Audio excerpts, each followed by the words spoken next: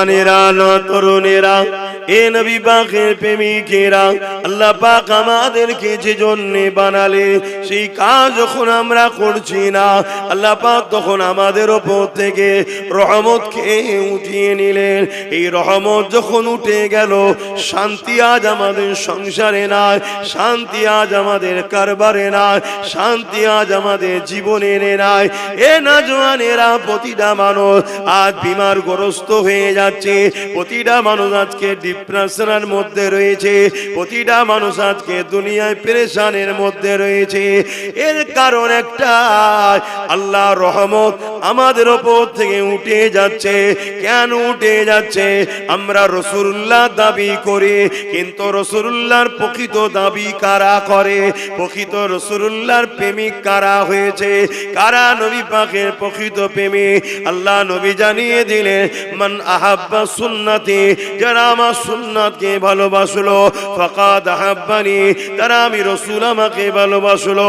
তাহলে নবীর প্রকৃত প্রেমিক তারা যারা রাসূলুল্লাহ সুন্নাতকে ভালোবাসে, যারা রাসূলুল্লাহ সুন্নাতকে ভালোবাসলো, তারা রাসূলুল্লাহকে প্রকৃত ভালোবাসলো, যারা রাসূলুল্লাহকে ভালোবাসলো, কানা মাই ফিল জান্নাত। আল্লাহ নবী জানিয়ে দিল, আমার ওই প্রেমিকটা আমি রাসূলুল্লাহ আমার সঙ্গে জান্নাতে যাবে।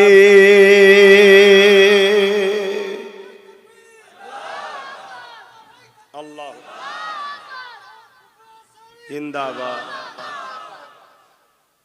তাহলে নবীর প্রেম ছাড়া তো নাজাত নাই, না দুনিয়ায় কামিয়াবি না আখিরাতে কামিয়াবি। তা নবীর প্রেমিক প্রকৃত কে?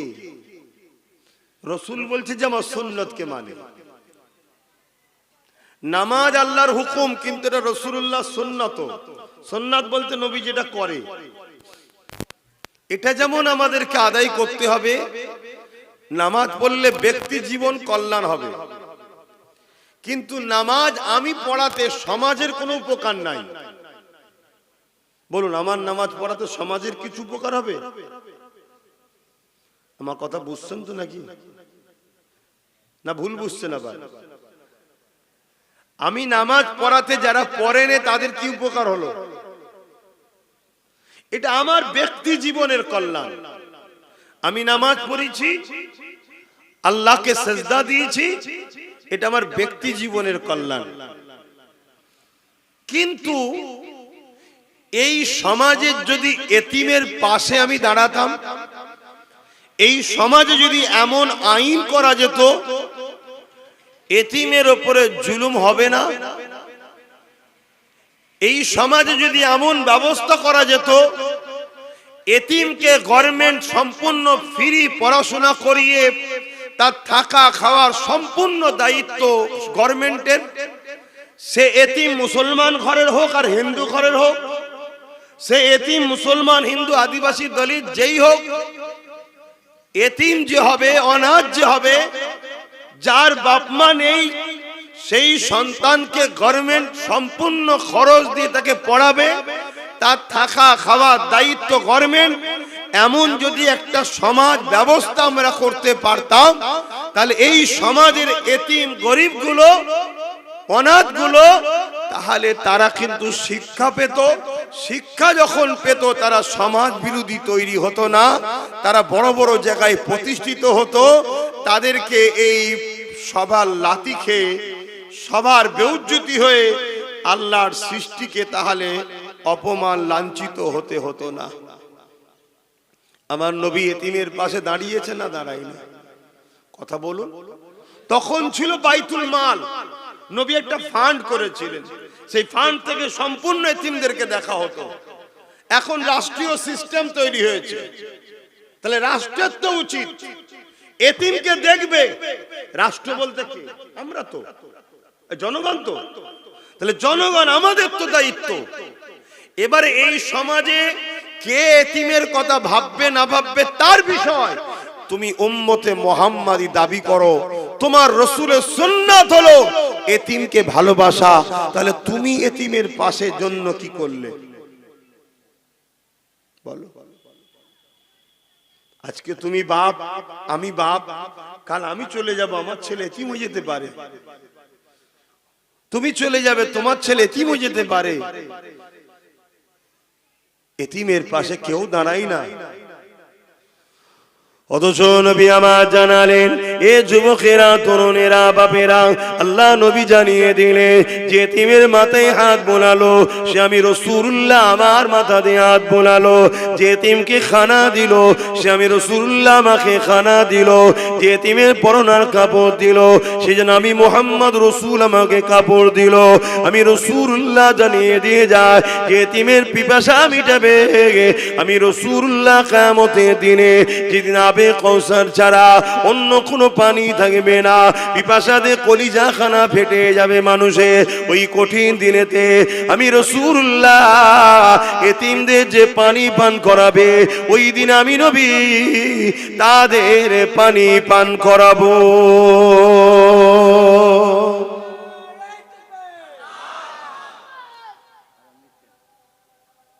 আপনাদের মহল্লা আচ্ছা, আজান এই শীতের বেলা হুক চলে যায়।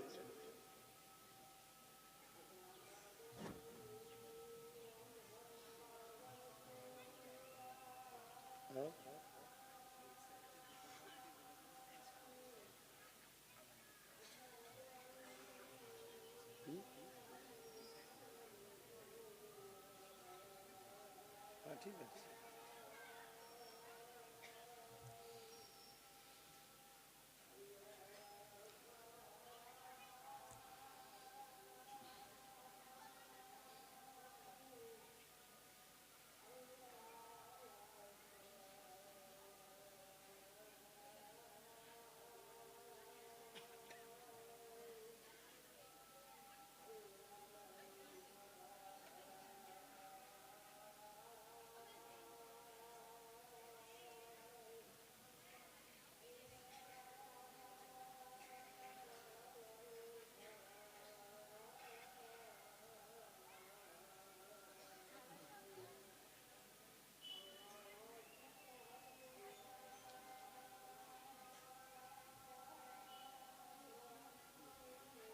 আল্লাহ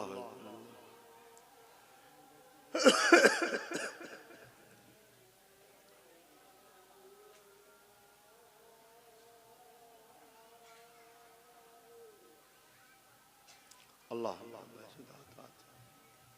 وسيلة الفضيلة وسبحان الله لا إله إلا الله। এটাও কি মহল্লায় নাকি? আচ্ছা আচ্ছা, ঠিক আছে, হয়ে যাবে।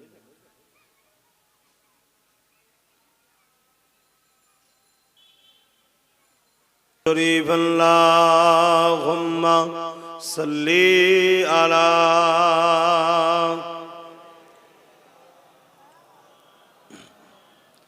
ওয়ালা আলি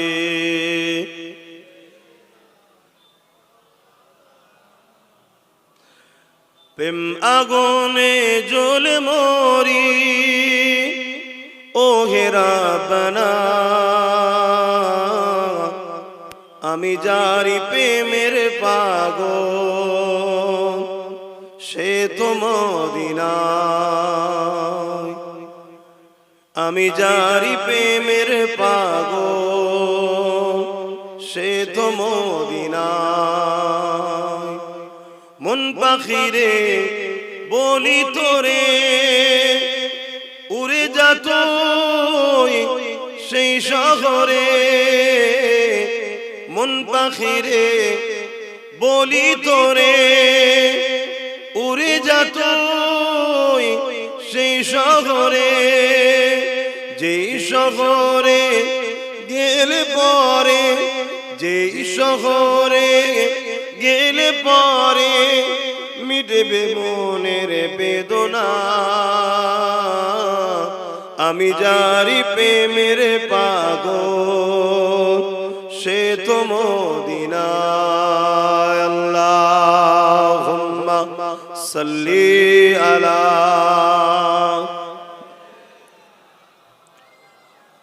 ওয়ালা আলি সাইয়্যিদিনা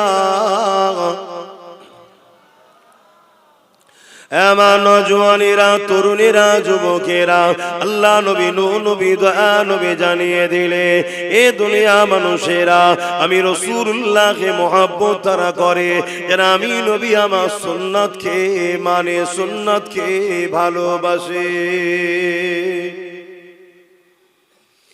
এ নওজওয়ানেরা, এ আমার নবী পাকের প্রেমিকেরা, এ দুনিয়া দুদিনের আজ আছো কাল নাই, আমার রাসূলুল্লাহর গোলাম হয়ে যাও। রাসূল যা করেছে করো, নবী যা ছাড়তে বলেছে ছেড়ে দাও, তবেই তো তুমি দুনিয়া আখিরাতে কামিয়াবি হয়ে যাবে। হ্যাঁ, আল্লাহর রাস্তায় চলাটা হয়তো বড় কঠিন, কিন্তু মনে রাখবে কিছুদিন পর আল্লাহ যখন তোমাকে পরীক্ষাটা নিয়ে নেবে, তোমাকে আল্লাহ সাহায্য করা শুরু করে দেবে, সেখানে তোমার আর কোনোদিন দুনিয়া আখিরাতে কষ্ট থাকবে না। আল্লাহ পাকের রাস্তায় যখন কোনো বান্দা বান্দি চলতে থাকে, এই চলাটা শুরু হয় কাঁটার উপর দিয়ে, কিন্তু কিছু দূর যাবার পরে শান্তি আর শান্তি ফুলের উপর দিয়ে শুরু হবে। আর শয়তানি রাস্তা শুরুটা হয় ফুলের উপর দিয়ে, কিন্তু কিছু দূর যাওয়ার পরে এমন অন্ধকারে সে পড়ে যাবে, আর কোনোদিন সে অন্ধকার থেকে বেরোতে পারবে না। দুটো রাস্তা রয়েছে, ভাবেন দুনিয়া দুদিনে, কিন্তু আজ আমরা সহজ ইসলামকে পেয়েছি, তাই ইসলামের উপরে আমাদের অতটা গুরুত্ব নাই। এমন নওজওয়ান তরুণেরা, অথচ আল্লাহ নবী কতটা কষ্ট করেছে এই ইসলামের জন্য, সাহাবা হুজুররা কতটা কষ্ট করেছে এই জমিন থেকে সন্ত্রাসকে মুক্ত করার জন্য, এই জমিনকে অন্যায়কে মুক্ত করার জন্য, এই জমিনে মায়ের জাতের সম্মান দেওয়ার জন্য। আল্লাহ নবীর সাহাবাদের উপরে কত জুলুম হয়েছে, ইতিহাসে পাতা সাক্ষী দেয়।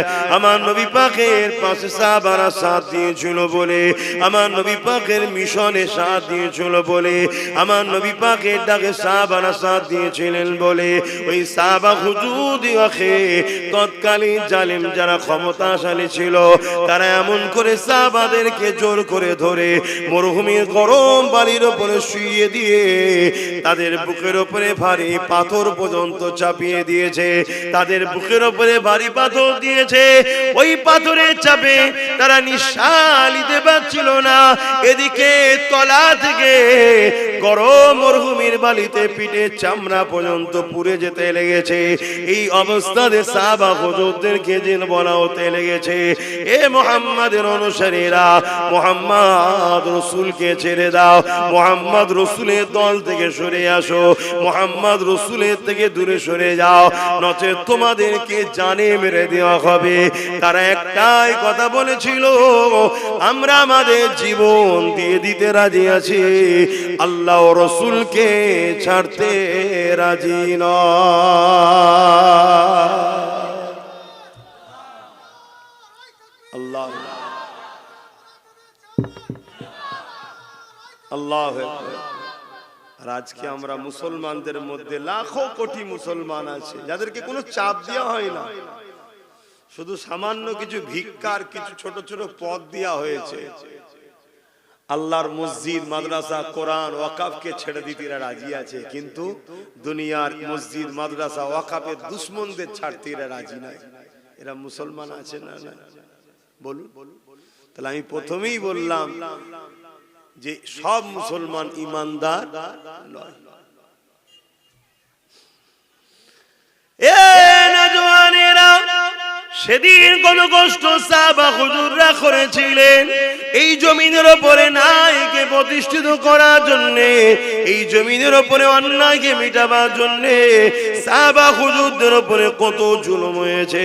আমার নবী পাকের সাথে সাথ দিয়েছিলেন হযরতে খুবাইব রাদিয়াল্লাহু তাআলা, হযরতে খাব্বাব রাদিয়াল্লাহু তাআলা। তিনাকে জালিম খ্রিস্টান বাদশা ধরে নিয়ে গেছে, নিয়ে গিয়ে বন্দি করে বলতে লেগেছে, এ খুবাইব, এ খাব্বাব, মুহাম্মদ রাসূলকে ছেড়ে দাও, মুহাম্মদ রাসূলের দল ছেড়ে দাও, মুহাম্মদ রাসূলের সাথে দিও না, আমাদের দিকে চলে আসো, তোমাকে অনেক পুরস্কার দেওয়া হবে, অনেক সম্মানিত করা হবে। আল্লাহ নবীর সাহাবী হযরত খাব্বাব রাদিয়াল্লাহু তাআলা তিনি বলতে লেগেছে, জালিম, তোমরা যতই চেষ্টা করো না কেন আমরা জুলুমের সাথ দিতে পারবো না। কেন আমার আল্লাহ আজ জালিমদের সাথে নাই, আমার আল্লাহ মজলুমদের সাথে আছে। তোমরা জালিম, তোমাদের সাথে আমরা সাথ দিতে পারবো না, কারণ এই দুনিয়া দুদিনের আজ আছে কাল নাই।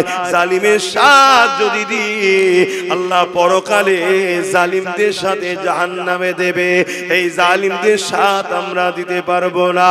এই কথা শুনে জালিমরা হযরত খাব্বাব রাদিয়াল্লাহু তাআলা হুজুরকে আগুন তৈরি করেছে, ওই আগুনে হাত পা বেঁধে দিয়ে ওই আগুনের উপরে কোমরের অংশটা বসিয়ে দিয়েছে, ওই আগুনে কোমরকে পোড়াতে লেগেছে, ওই কোমর থেকে পানির মতো রস বেরোতে লেগেছে, গোস্ত চর্বি গলে গলে রস বেরোতে লেগেছে, ওই রসেতে আগুন নিভিয়ে যায়, আবার জালিমরা আগুন ধরায়, আবার খাব্বাব হুজুরকে নিয়ে যে বসায়।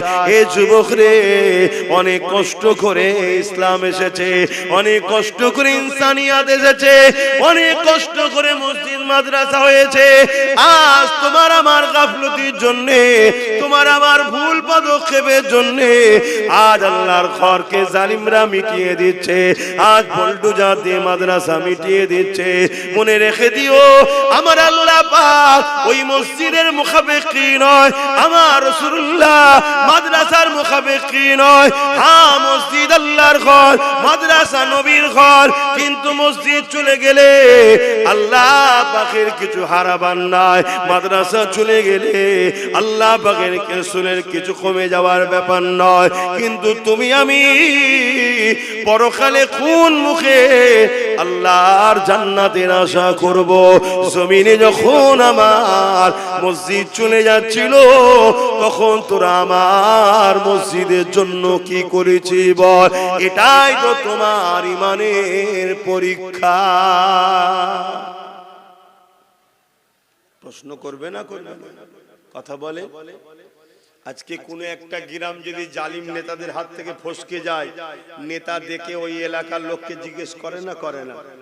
বলো বলো, যে ফসকে গেল তোরা কি করলি, চল তুই বাদ। তা দুনিয়াদারি মামলায় যদি তারা এটা কথা বলতে পারে, অথচ কোন নেতা আমাদেরকে বানায়নি, আর যিনি আমাদেরকে বানিয়েছে, দুটো হাত দিল, দুটো পা দিল, চোখ দিল, কান দিল, জবানে কথা দিল, সে আল্লাহ তো জিজ্ঞেস করবে, হারা আমার ঘর চলে গেল, আমার মসজিদের আমার মাদ্রাসার উপর দুশ্মনী হলো জালিমরা, তোরা কি করলি? কি জিজ্ঞেস করবে না করে? কি মনে হচ্ছে আপনাদের? আপনাদের কি মনে হচ্ছে বলে? যদি মনে হয় না জিজ্ঞেস করবে না, তাহলে আমার থেকে বড় আজ করে কি লাভ?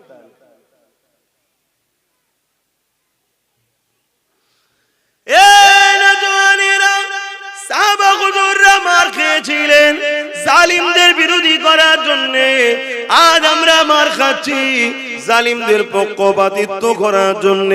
সাহাবা হুজুররা মার খেয়েছিলেন এতিম গরিবদের বাঁচাবার জন্য, আজ আমরা মার খাচ্ছি এতিম গরিবদেরকে যারা লুটছে তাদের জন্য। সাহাবা হুজুররা মার খেয়েছিলেন এই জমিনে সন্ত্রাস মুক্ত করার জন্য, এই জমিনে নারীদের অধিকার দেওয়ার জন্য, এই গরিবদের অধিকার দেওয়ার জন্য। আজ আমরা মার খাচ্ছি যাদেরকে আমরা ক্ষমতায় আল্লাহ সেই জালিম অত্যাচারী নারী বিদ্বেষীদের হাত থেকে। এ যুবকেরা, তরুণেরা, আজ আমরা ভারতের মুসলমান, এই ভারতবর্ষের পেপার গুলো খুলে দেখো, ভারতবর্ষের মিডিয়া গুলো খুলে দেখো, কম বেশি প্রতিদিন দেখতে পাবে কোনো না কোনো জায়গাতে গরিবের ঘরে বেটিদের উপরে অত্যাচার হচ্ছে। সেই মেয়েটার বয়স হয়তো 3 বছর, তাকেও ছাড়ছে না। সেই মেয়েটার বাচ্চাটার বয়স হয়তো 5 বছর, তাকেও ছাড়ছে না। সেই বাচ্চাটার কন্যাটা বেটার বয়স হই তো 8 বছর, তাকেও ছাড়ছে না। এ ভারতের মুসলমান, অন্যকে কি করছে আমার দেখার দরকার নাই। মুসলমান তো তারা, নবীর উম্মত তো তারা, যারা দুনিয়াকে কাঁপিয়ে দিয়েছে, দেখিয়ে দিয়েছে নারীদের উপরে জুলুম হলে তাদের বিরুদ্ধে একদিন নয়, দুদিন নয়, বছর বছর পর্যন্ত লড়াই করেছে যে জাতি, ওই জাতিকেই তো বলা হয় মুসলমান। এ যুবকেরা, তরুণেরা, আজ আমরা এত খারাপ হয়ে গেলাম, আমরা নারীদের ইজ্জত বাঁচানো তো দূরের কথা, আজকে দুঃখের বিষয় আমরা তাদেরকেই সাপোর্ট করছি যারা ক্ষমতার জোরে টিকে রয়েছে, আর তাদের চামচাগণই নারীদের উপরে জুলুম করছে, তাদের আমরা গোলামি করতে লেগেছে। এই গোলামি এমন জায়গায় পৌঁছে গেল, এই গোলামি এমন জায়গায় পৌঁছে গেল, পুরো ভারতবর্ষের জমিনে গত দুদিন আগে বিহারের মুখ্যমন্ত্রী দেখা যাচ্ছে আমাদের ঘরের এক মেয়ের মুখের কাপড় ধরে টানছে। কেমন লাগলো দেখতে? খুশি তো? আমি জানি বিহারের মুখ্যমন্ত্রী হয়তো প্রকাশ্যে মুখের কাপড় ধরে টানে, ও গোপনে আরো কাপড় অনেক কিছু ধরে টানে, ওর চরিত্র খারাপ আমি জানি, ওর কথা বাদ দেন। কিন্তু আপনাদের জিজ্ঞেস করছি যে আপনাদের কেমন লাগলো দেখতে? ভালো লেগেছে তো? বলেন বলেন। কেন? ও জানে যে যার মুখের কাপড় ধরে টানছি এ জাতির পুরুষরা সে ঈমান আর নেই যে ঈমান মোহাম্মদ বিন কাসেমের ছিল। একটা 18 বছরের যুবক এক নারীর উপরে জুলুম হয়েছিল, খবর পেয়ে পুরো আক্রমণ করে ছিলেন তিনি।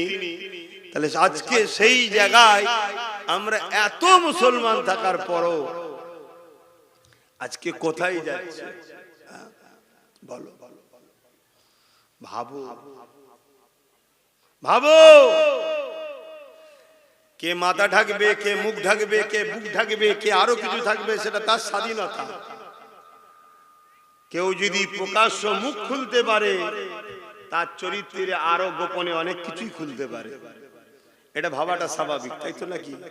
কিন্তু সব কথা যাক, আমি আপনাকে প্রশ্ন করছি, এই অসভ্যতা এত মাথায় উঠলো কি করে? এতে কি আমাদের দোষ আছে? না, শুধু বাংলালে তো বলছি না, টোটাল মুসলিম সমাজকে বলছি, আমাদের দোষ আছে না? না, এখনো শুধরান, এখনো সময় আছে। লাভ লসের রঙ্ক করে করে করে করে করে করে করে করেই তো জিন্দেগি শেষ করে দিলেন। অঙ্ক সব বন্ধ করুন, একটাই কথা, যে আমার নয় আমি তার নয়, এই অঙ্ক করতে শিখুন। সব সবার ঘর গুছিয়ে নিচ্ছে আর তুমি শুধু সবার ঘরের কাজ করে বেড়াচ্ছ। সবাই সবার ঘর গুছিয়ে নিচ্ছে আর তুমি শুধু পরের ঘরে ঝাঁট দিয়ে বেড়াচ্ছ। তোমার ঘরটালে কখন তুমি ভাববে?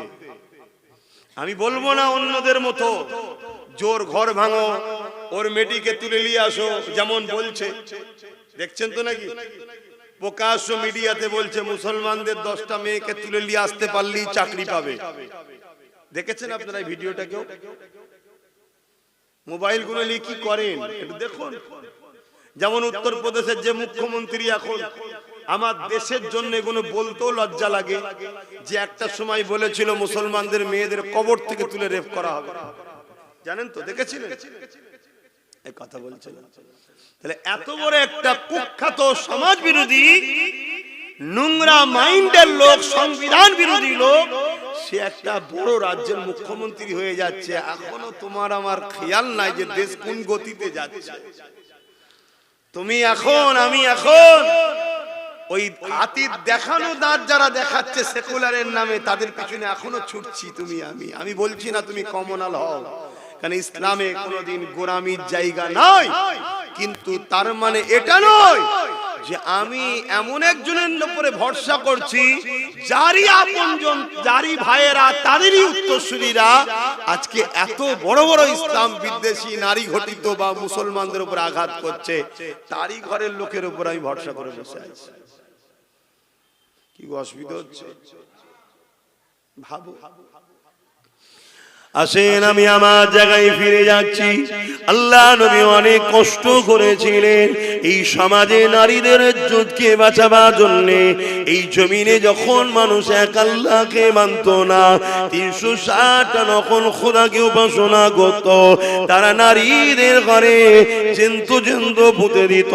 আল্লাহ নবী এসে তাদেরকে বুঝাতে লাগলে, এ মক্কা মানুষেরা, এ এলাকা মানুষেরা, এই রোমের মানুষেরা, পারস্যের মানুষেরা, এই পৃথিবীর মানুষেরা, কেন তোমরা নারীগুলোকে এত অবহেলা করো?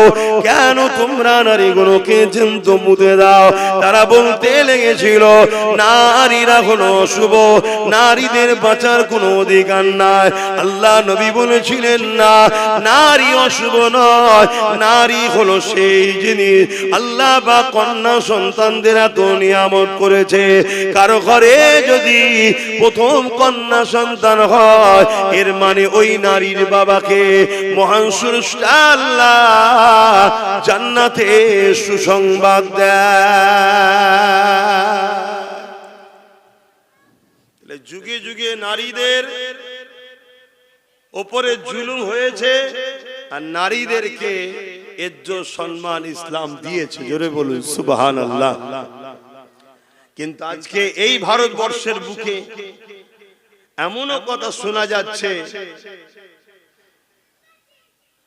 ইসলামের সম্বন্ধে মিথ্যাচার। এমনও শোনা যায় ইসলাম মে রেপ করা নাকি কোনো খারাপ বিষয় নয়। শোনা যায় না, যায় না? এটা এই যে মিথ্যাচার ইসলামের উপরে, এর কারণে আগামী দিন সর্ব জায়গায় মুসলিম পুরুষ তোমরা চারিদিকে মার খাবে। কেন এই মিথ্যাচার এমন ভাবে ছড়ানো হবে, মুসলমান দেখলেই পিটবে।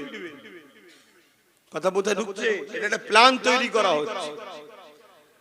যেমন আমি গতকালকে দেখলেন উড়িষ্যাতে অনেক জায়গায় বস্তিতে আগুন ধরিয়ে দিয়েছে, দেখেছেন? দেখেছেন কি বলবেন? এগুলো খবর রাখেন না? এই আগুন ধরানোর পিছনেও একটা কথা উঠছে, এটা আমি অনেক আগে থেকে জানতাম। কেউ একজন কিছু করবে, আমি অনেক আগে বলেছিলাম মুসলিম সমাজের মধ্যে এমন কিছু লোককে দিয়ে এমন কিছু কাজ করানো হবে যার দ্বারা পুরো মুসলিম সমাজকে চারিদিকে টার্গেট করা হবে। এটা অনেক আগে বলেছি। তা আজকে সেই জায়গাতে মুসলিম যেখানে থাকে সেসব বস্তিগুলো আগুন ধরিয়ে দেওয়া হচ্ছে, আর তাদেরকে একটা বিশেষ স্লোগান দিয়ে তাদের উপরে জুলুম করা হচ্ছে। আগামীতে আরো বাড়বে। আর এই সব কিছুর পিছনে কারণ একটাই, আমরা রসুল ভোলা হয়ে গেছি। আপনি ভাবেন এখানে রসুল ভোলা শুধু কি আছে? হ্যাঁ, আমাদের যে কাজ আমরা সে কাজ ছেড়ে দিয়েছি। আমাদের কাজটাই হলো নায়ের সাথ দিয়া জুলুমের বিরোধী করা। কিন্তু আমরা এতদিন করছি কি? জুলুমের সাথ দিচ্ছি, নায়ের বিরোধী করছি। করেছি না করিনি? আজ নয়, আলহামদুলিল্লাহ অনেক বাপ ভাই মা বোন পরিবর্তন হচ্ছে, নবী বংশের আওলাদ নওসাদের সাথ দিচ্ছে, এটা ভিন্ন বিষয়। কিন্তু আমরা এই পাপের মধ্যে অন্যায়ের বিরুদ্ধে জড়িয়েছি না জড়াই? আজ নাই নতুন করে মানুষ চেঞ্জ হচ্ছে। তবে হ্যাঁ, এটা বলতে পারি এখনো আল্লাহর পক্ষ থেকে মার শুরু হয়ে যায়নি। এখনো সময় আছে তওবা আমাদের করে নেওয়া দরকার। এখনো টাইম আছে ফিরে আসা দরকার। এখনো টাইম আছে পরিবর্তন হওয়া দরকার। এ না জওয়ানেরা, তরুণেরা, আমার নবী পাকের প্রেমিকেরা, আরে আমার নবী সাহাবারা নবীকে কেমন মহব্বত করেছে, ওই মহব্বত তোমাকে আমাকে করতে হবে। রাসূলুল্লাহ সাথ দেওয়ার জন্য সাহাবা হুজুরকে নিয়ে গিয়ে শুলিতে চাপিয়ে চাপিয়ে এক এক করে শহীদ করে দিয়েছে। শত শেষে আল্লাহ নবীর সাহাবী হযরত খুবাইব রাদিয়াল্লাহু তাআলা তিনাকে শুলির কাছে নিয়ে এসে বলতে লেগেছে, এ খুবাইব, এবারে তোমাকে শুলিতে চাপানো হবে, এখনো সময় আছে, মুহাম্মদ রাসূলুল্লাহকে ছেড়ে দাও। আরে আমার রাসূলুল্লাহকে কেন ছাড়তে বলছে? আমার রাসূল ছিল জালিমদের বিরুদ্ধে, আর খুবাইব ছিল রাসূলুল্লাহর সাথে। তার মানে নবী জালিমদের বিরুদ্ধে, সেই রাসূলুল্লাহ সাথ দিয়েছে বলে খুবাইব হুজুরের উপর জুলুম হতে লেগেছে। আজ তোমাদেরকেও বলে দিয়ে যাচ্ছি, তুমি আমি যদি ন্যায়ের পক্ষে সাথ দিই, ইনসাফের পক্ষে সাথ দিই, মানবতার পক্ষে সাথ দিই, গরিবের পক্ষে সাথ দিই, এক কথায় নবীর গোলাম হিসাবে আমি আব্বাস সিদ্দিকী যে লড়াই লাভ নিয়েছি, ওই লড়াইয়ে যদি তুমি সাথ দাও, তোমার উপর জুলুম অত্যাচার হবে, কিন্তু এই জুলুমকে তোমাকে সহ্য করতে হবে। এই জুলুম থেকে খাবলে গেলে হবে না, এই জুলুম থেকে পিছিয়ে গেলে হবে না, কেননা প্রত্যেকটা অন্ধকারের পরে অবশ্যই একটা আলো রয়েছে।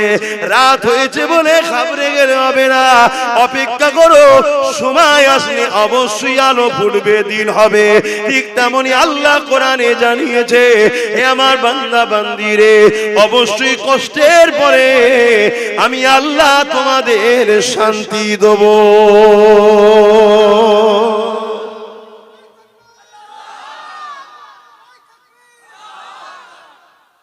তার জন্য তো মজবুত হয়ে দাঁড়াতে হবে, ঘাবড়ে গেলে হবে?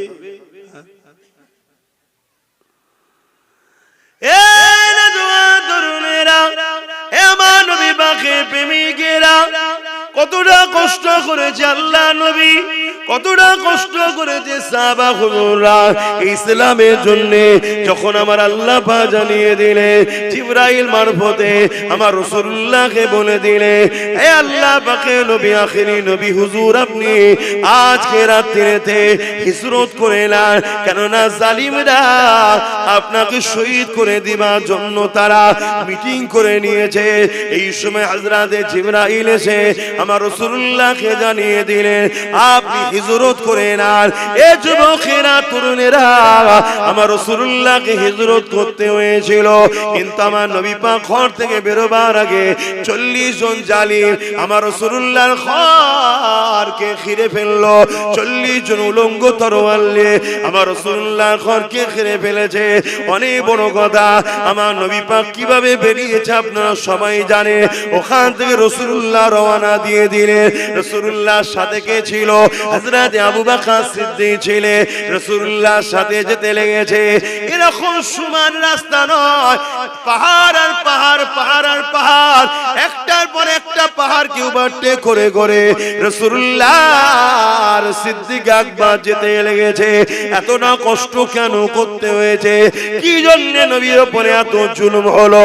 না নবী ইনসাফের পক্ষে ছিল, নবী মানবতার পক্ষে ছিল, নবী গরিবের পক্ষে ছিল, নবী নারীর অধিকারের পক্ষে ছিল, নবী সন্ত্রাসদের বিরুদ্ধে ছিল, নবী জালিমদের বিরুদ্ধে ছিল।